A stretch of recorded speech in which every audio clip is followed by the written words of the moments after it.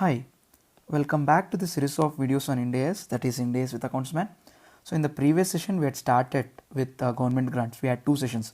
So we had discussed quite a few topics on government grants. We were discussing how do we account government grants.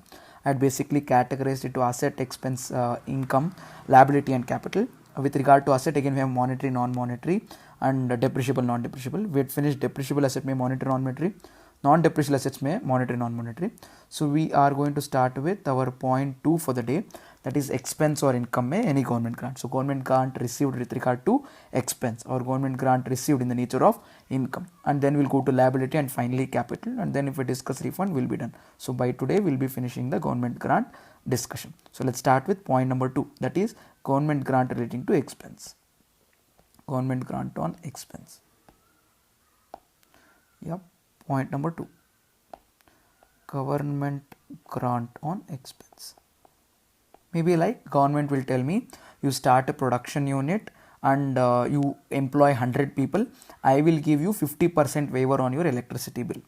You get that? Or I'll give you 100% waiver on your municipality tax that you're supposed to pay, or something of that sort. This kind of a waiver of expense that needs to be paid by us is government grant. This government grant on expense can be two categories. Yeah, it can be either monetary or it can be non-monetary. We'll discuss both. Yeah, and another important point is whenever there is expense that is being decreased by the government, I can consider it as income also. That is the reason we basically call it as government grant in the nature of income, but it is actually reduction in expense. You get what I'm trying to tell? It is reduction in expense which will lead to income. So government will reduce my electricity bill, which is nothing but my income, or government will waive off my municipality tax, that is my income. So these are the types of particular expenditure and income with regard to this one. So let's start with respect to the first one, that is monetary, government grant on monetary expense or monetary government grant on expense, or that amount will regard which we will regard as basically our income. It needs to be considered as deferred income. Why? That expense might not relate to a single year. If that expense relates to a single year, though we regard it as deferred income, that entire expense relates to 1 year, entire income also should be taken to 1 year. You get that? If the expense relates to more than one accounting period, that deferred income should also be transferred in more than 1 year. Meaning, assume that I pay electricity bill and I get refund of the entire amount. Government has given me some 2 lakh rupees to me. Yeah, I'll write bank account debit to deferred government grant 2 lakh. That is basically given to me as a waiver of the government, electricity bill. Example can be like this. The government has certain departments. The state government is different, and the electricity department, maybe in our case BESCOM or KEB, is a separate entity of government. So state government will pay me 2 lakh rupees, which I will pay to the electricity department as my electricity bill every month. If I do that, it becomes monetary grant. Or if my state electricity board only says don't pay, that will become what? That will become non-monetary grant. If that government pays me, then I will basically goes for this journal entry, I will write bank account debit to deferred government grant account. And this deferred government grant, whatever I am writing here, it will be transferred to PL in the pattern of expenses which is intended to be compensated, which is intended to be compensated. When state government gave me amount of 2 lakhs to compensate for my electricity bill, the pattern in which I pay my electricity bill, in that pattern I will transfer the 2 lakh rupees to my PL. If that entire 2 lakh whatever is given will be my electricity expense in 1 year, that entire 2 lakh will go to my P&L account in the same year. You get that? Next one, what if it is non-monetary?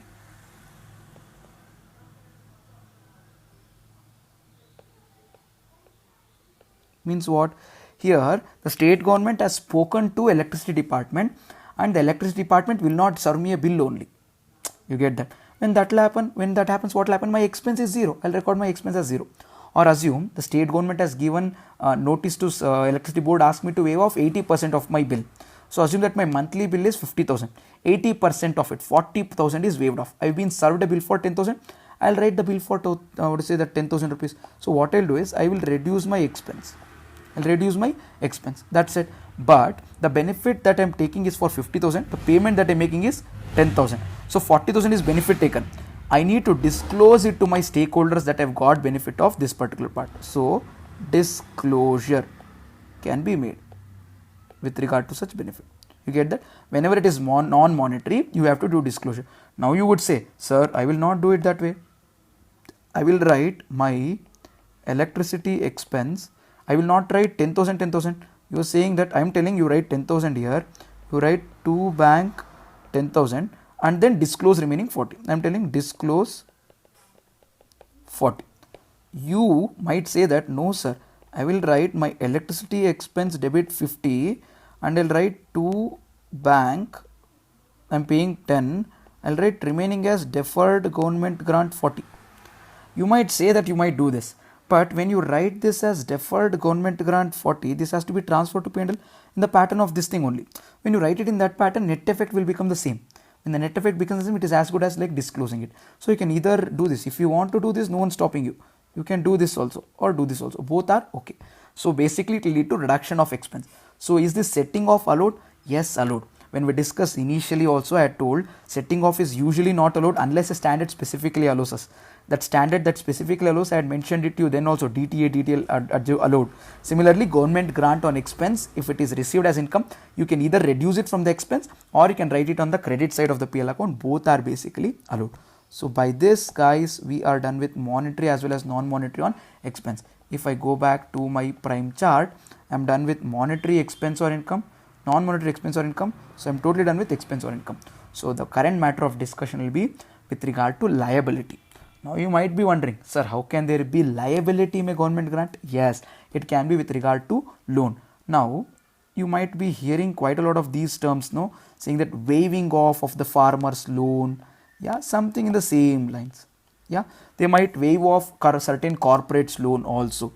Yeah, lot of corporate loans have been waived off in our country till now. Yeah, lot of corporate loans have been waived off in our country till now. Maybe the interest can be waived off or the principal only can be waived off. To the extent possible, will receive and then waive off. Or the government might give loans to lot of organizations at a lesser low rate of interest. That is, lot of such policies have been announced in our Atmanirbhar scheme also. Yeah, so let us go for this liability. When I talk about liability, I am usually referring to what? Loan. So there are two prime things that we're going to understand under this liability scheme. The first one is waiver of loan, and the next one is concessional loan. Yeah, we'll discuss one at a time. Come on, let's start with the first point, that is waiver of loan.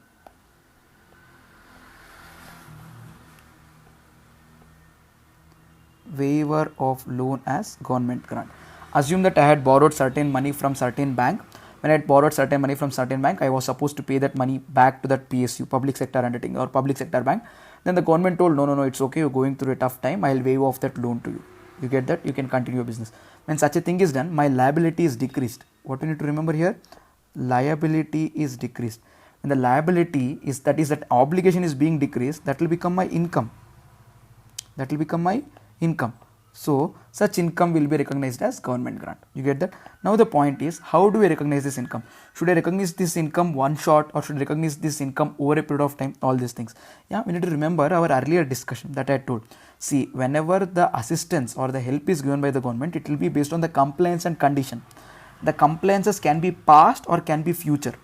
Now, when do we go for deferring? When do we go for deferring the income of government grant over the useful life? That is when the compliance is to be made in the future. If we go back to our original discussion, I told compliance can be either past or can be either future. Whenever the compliance is to be done in the future, then we go for deferred recognition. Whereas in the past only you fulfilled the condition, like you've done a lot of good business in the country, you've given employment to a lot of people, you paid huge taxes, you have uplifted the country and then made country self-reliant also. So the government is telling it's okay if you can't repay the loan now, I will waive it off. If that is the case, it is past condition.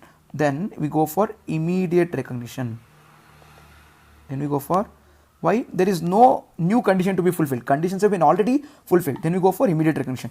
So usually whenever there is waiver of loan, what is it? We need to check if it is past condition or future condition. So if there is immediate recognition, if waiver is based on past compliance. Yeah, usually it will be based on past compliance all by itself. What do? We immediately recognize it. That is transfer to PL. That loan will be reduced. No, see, when I repay the loan, I should write the journal entry, loan account debit to bank account. But this loan is waived off. I need not pay. When I need not pay, I will not write to bank. What will I write? I will write to PL straight away. I can write it to deferred grant and then transfer it to my PL. If there are any conditions that is existing, I need to fulfill those conditions to avail that waiver. If that is the case, then I will go that way. If not, no. Further, I will tell you the next part. If, this is one part. We are done with this. Next one. If future compliance required. If future compliance is required, yeah, then waiver to be transferred to PL in proportion of expense incurred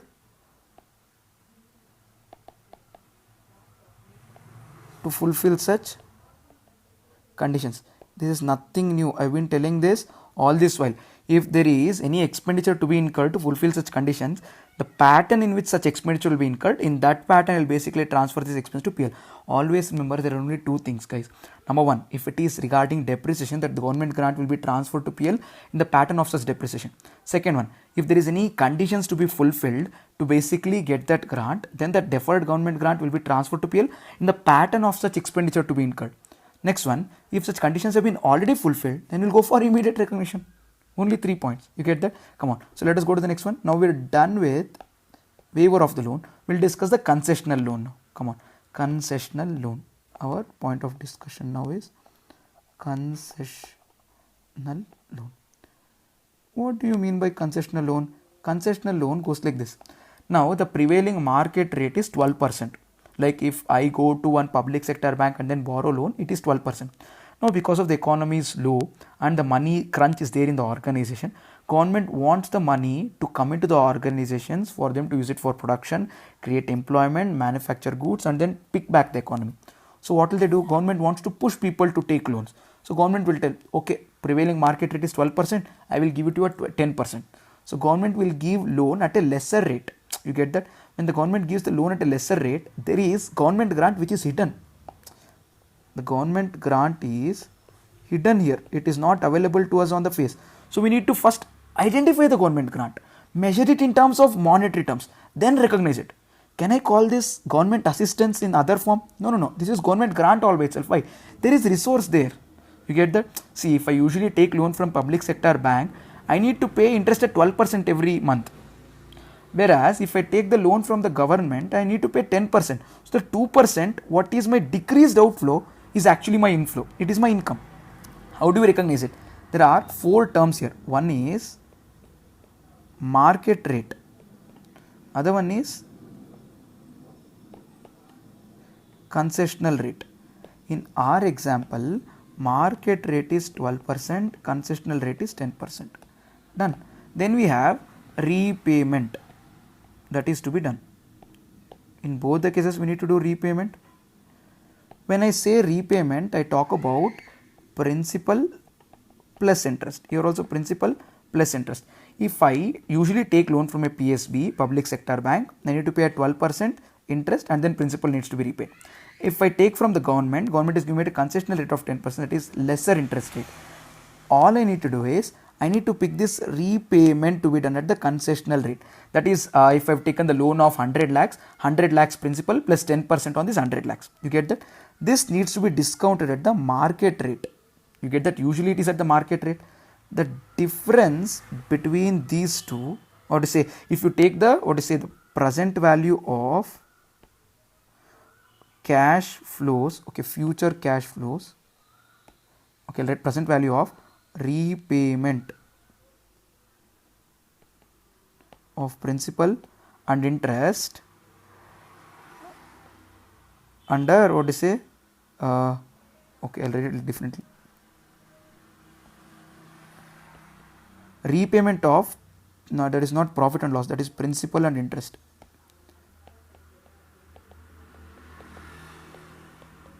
Interest, this interest is at concessional rate.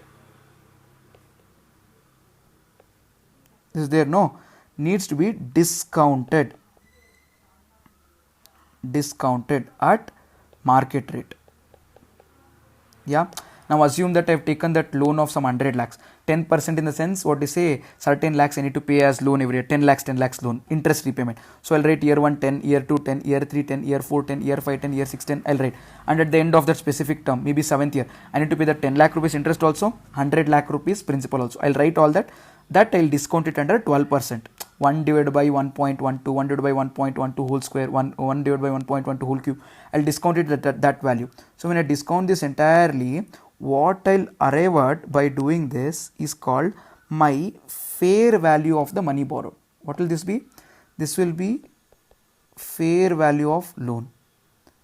And whenever the loan is given at concessional rate, this fair value of loan will be lesser than the loan taken. It will be lesser than the loan taken. Loan taken will be more. I have taken 100 lakhs, but interest along with principal when I repay at the market rate of 12%, it will be lesser than 100 lakhs. So I am paying less. So it's like this. Basically, the loan taken will, can I write the journal entry here? I'll write bank account debit will be 100 lakhs of loan is being taken. So if I write my loan at fair value, I'll say loan. I'm basically writing this at what value? Fair value. It will come down to somewhere around 90, just an example, 90 lakh. So 100 lakhs of loan is being taken, but technically 90 lakh will be repaid by us at the market rate. So the difference is government grant. 10 lakh, whatever is there, no difference here. The difference will be government grant. This 10 lakh difference of government grant should be recognized into our statement of profit or loss. Now, what is the pattern in which it should be recognized? I told you 3 points only. First one, if it is depreciation is there, then in the pattern of depreciation. If the depreciation is not there and the conditions are to be fulfilled, the pattern in which that conditions are to be fulfilled and expenditure is to be incurred in that pattern, or if the conditions have been fulfilled in the past, then it will become immediate recognition. With regard to concessional loan, I would have to pay interest in the future. So in such pattern of interest, that is expenditure to be incurred regarding this loan, I will recognize that government grant. You get that? So I'll write in the next page. Yeah, government grant on concessional loan is identified like this. It is basically loan received minus fair value of loan. You get that? That is principal and interest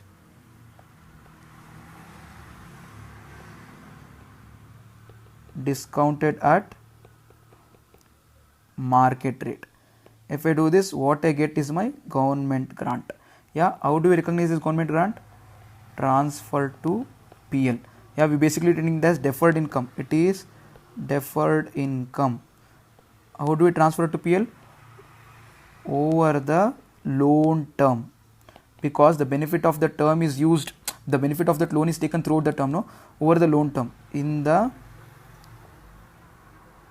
ratio of expense. When I say expense, it means interest. Sir, why is it interest? Now, if there is any repayment of loan happening, then the interest will decrease, no, after that repayment. So such decreased interest is the decreased benefit that is taken from that loan. So the income also should reduce. So interest is the expenditure paid. In that pattern of expenditure, we need to recognize our government grant. So that is with regard to our concessional loan. So we are done with concessional loan also. So if I take you back all the way here, we are done with loan waiver, concessional loan, we are done with liability also. So the last point of discussion is with respect to capital, that is bailout and government participation. Come on, let's see the fourth point, that is bailout as well as government participation. Let us go to point 4, capital. Point 4, that is capital. And when we spoke about capital, there are two things. Number one is bailout and number two is government participation. Come on, let us discuss the first part, that is bailout. Yeah, what do you mean by bailout? There are a lot of organizations which are basically organizations which government is very much interested in, and these organizations might be in deep shit, huge losses, such huge accumulated losses that it will become very improbable to continue the operations. In such a case, the government doesn't want these organizations to be shut down, because it is not being run with profit objective, it is run with the government initiative. You get that? In such a case, what would the government do? Government would shell out funds into these organizations to take it out of that losses and then let the operations continue. You can take the example of ILFS or IDBI or our case of Air India. All this will be the examples for our case of bailout. So bailout is usually done without any conditions. Now the government will not place any conditions which needs to be fulfilled. So what is happening with respect to bailout? It is always past compliance. It is always past compliance. It is already, compliance is already done in the past. So then what do we do? Immediate recognition. Yeah, government grant needs to be immediately recognized in PL. You get that? Under our old accounting standard, that is accounting standard 12, there was some concept of capital reserve. It used to tell capital reserve. Such concept is not there under Ind AS. You get that? Ind AS doesn't talk about such thing. Ind AS we basically take it over PL all by itself straight.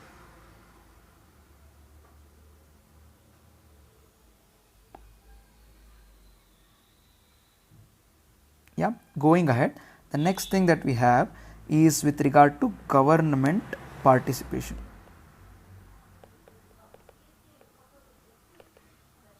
Whenever the government participates, we need to remember the first and foremost point. Ind AS 20 is quiet, it doesn't talk about this. So who talks about this?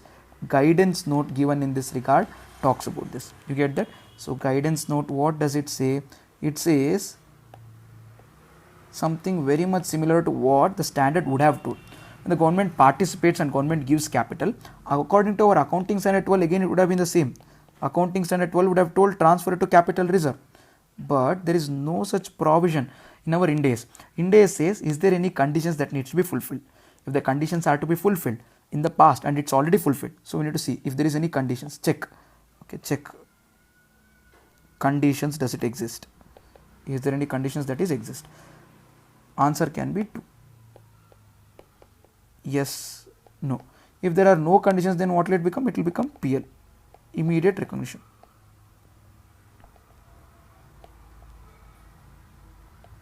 What if the conditions are now to be fulfilled? Then recognize to PL in pattern of expenditure to fulfill conditions.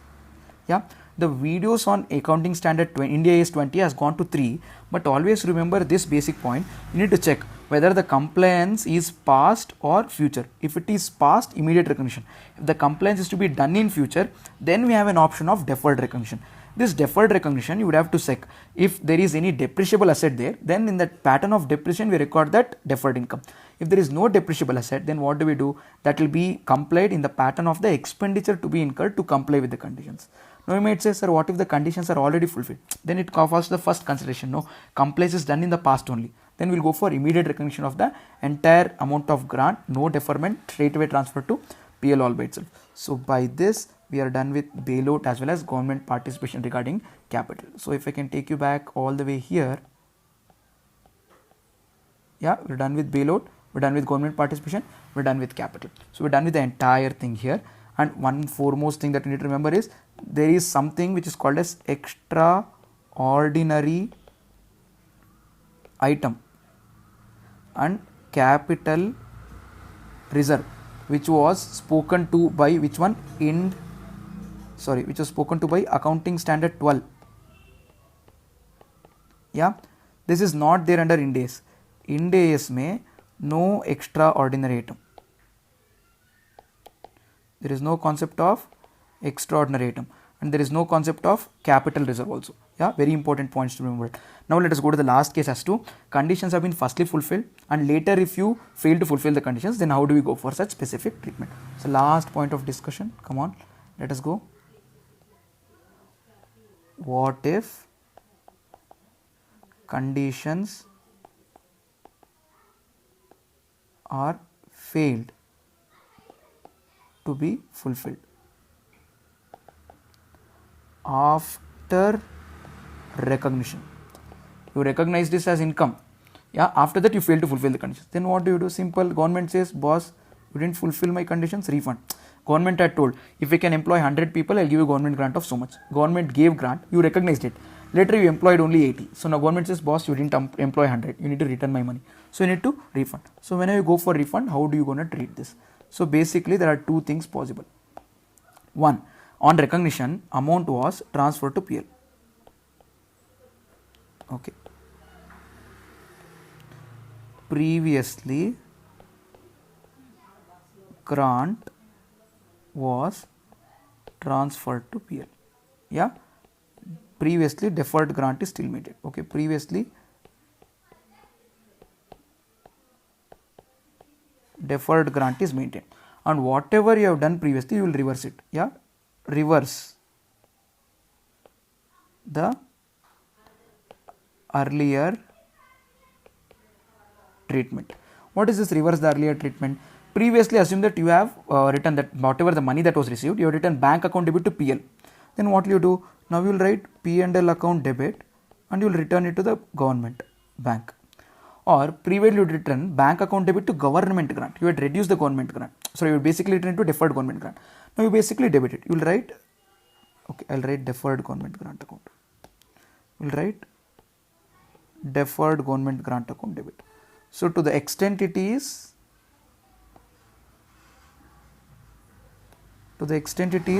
recognized, it would have gone to PL, we'll reverse it from there.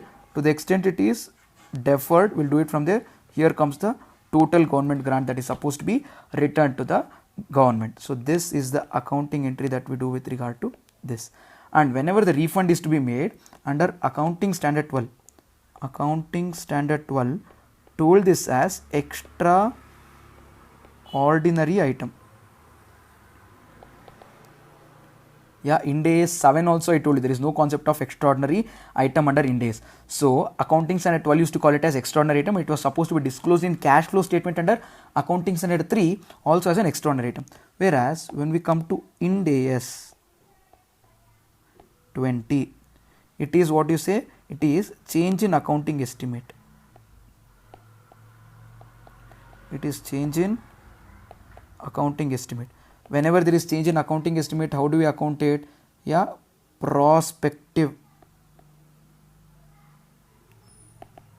effect. We need not go back to past and then change anything. From now, we're going to change it. We're going to give prospective effect in this particular year, and it will affect our expense, income, asset, or whatever the item it was previously written. All we need to remember is we're going to reverse the earlier treatment that we did.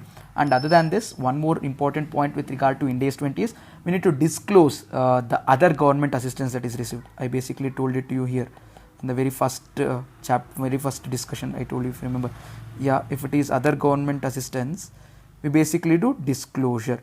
Such disclosure is to be made, or if it is any expense that is being given to us as benefit, I'll show it to you. Non-monetary expense may, if it is any given, then I told you here also we need to disclose such a benefit. So whatever the benefit that is taken is to be disclosed, the pattern in which the expenditure is recognized is to be disclosed, or any other items, the accounting policy and the treatment that is done and the accounting estimate change also needs to be disclosed along with the notes to accounts with regard to government grant. So this is our discussion with respect to government grant. We discussed this entire thing, the 4 chart: asset, expense, income, liability and capital. That's with regard to our Ind AS 20 government grant.